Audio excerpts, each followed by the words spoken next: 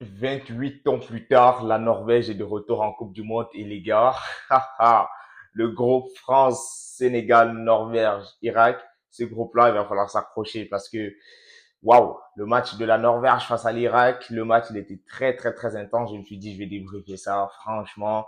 Waouh, on va pas être long, hein, mais respect, respect. Il y a quelqu'un qui a dit Mbappé peut être le meilleur buteur de cette Coupe du Monde. Il a largement raison parce que la France est favorite. Mais on oublie un petit peu le cyborg. Le cyborg aujourd'hui, c'est 2 buts, une passe D et il fait peur. Il fait peur le cyborg. Haaland, franchement, la Norvège, comme ça, avec des gars grands de taille. Franchement, ces mecs-là, c'est des Vikings. C'est des Vikings. Torsvet, qui met le quatrième but. Haaland, quand il saute dans l'air, il fait 1,95 m, je sais pas trop, 91.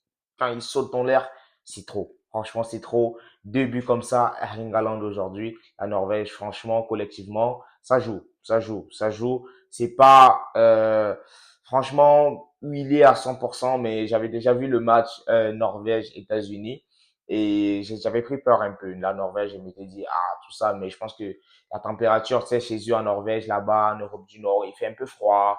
Danemark, Norvège, tout ça, Finlande, c'est des pays un peu frais. Voilà, la température n'est pas très, très, très amicale. Mais là, tu viens aux États-Unis dans des horaires comme ça.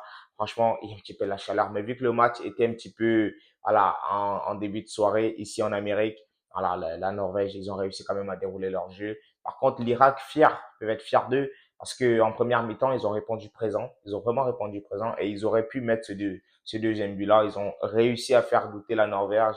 Et moi, j'aime beaucoup voir ces petites équipes-là venir comme ça. Petites équipes, sans manquer de respect, mais je veux dire, ces équipes moins favorites avec moins de grosses stars, venir poser des problèmes aux grosses équipes. Franchement, ça fait plaisir de voir ça. Ça fait plaisir de voir ça. Et le match, il y avait beaucoup d'intensité. J'ai passé 2 heures devant le match parce que j'ai vu Sénégal, Sénégal-France. Voilà. Par la suite, je vois Norvège-Irak. Je m'attendais quand même à un petit peu d'ennui, mais franchement, je ne me suis pas ennuyé. Première mi-temps, la deuxième, il y avait du pressing côté Norvège. Il y avait de la finition. Il y avait 5 buts dans le match. Honnêtement, il y avait de l'intensité. Et franchement, l'Irak n'a pas abdiqué. Même à 2-1, 3-1, 4-1, ils n'ont pas abdiqué, ils ont essayé. Donc finalement, ça nous donne qu'on a la Norvège qui est première du groupe avec 3 points, puisque différence de buts, ils ont plus 3. Le Sénégal qui fait quoi? Qui fait 3-1 face au Sénégal, donc qui est deuxième avec plus 2 en différence de buts. Et voilà, le Sénégal est troisième. Ben, la France est deuxième.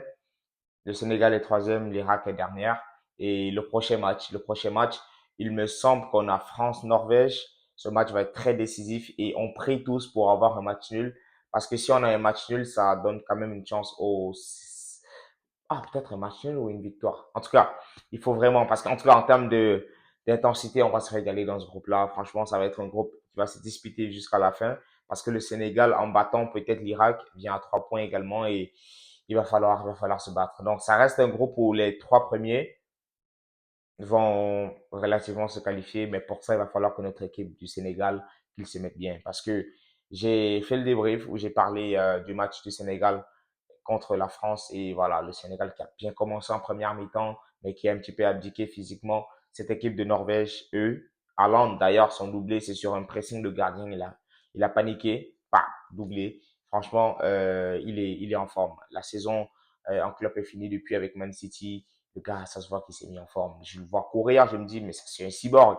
Ça c'est un cyborg, c'est pas possible. Donc franchement, le match Norvège-Irak, c'était un beau match. On va regarder un petit peu ça donne quoi en termes de stats. Et la Norvège, comme ça, 28 ans après, ils reviennent en Coupe du Monde et voilà, ils font une belle prestation, une belle entrée. Ça, il faut le reconnaître. 4-1, ouais. En termes de stats, ouais, tout simplement, voilà, XG pour la Norvège, c'était 2,53. Donc, c'était clair que ils devaient mettre au moins 2 buts. Voilà. 5 tirs cadrés. Ça a été ça. C'était ça, franchement. 12 tirs au total. Et 5 corners.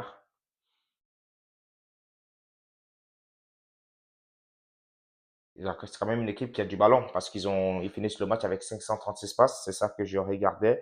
536 passes avec quasiment 90% de précision de passe.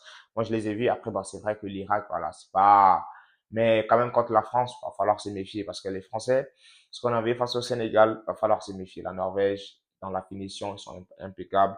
mais les coups de pied arrêtés, ils sont dangereux, ils sont grands de taille, ils ont des joueurs à 1m90, 95, des défenseurs, des attaquants, avec Sorloth, tout ça, ils ont faim ces Vikings-là. Et voilà, franchement, c'était ça, hein. Franchement, les gars, laissez-moi savoir ce que vous en pensez. Haaland, il est méchant. Et par la suite, vous savez quoi? Je vais me poser devant le match du GOAT Argentine-Algérie. On se retrouve après pour un petit débrief. Prenez bien soin de vous, les frérots. Et merci pour la force.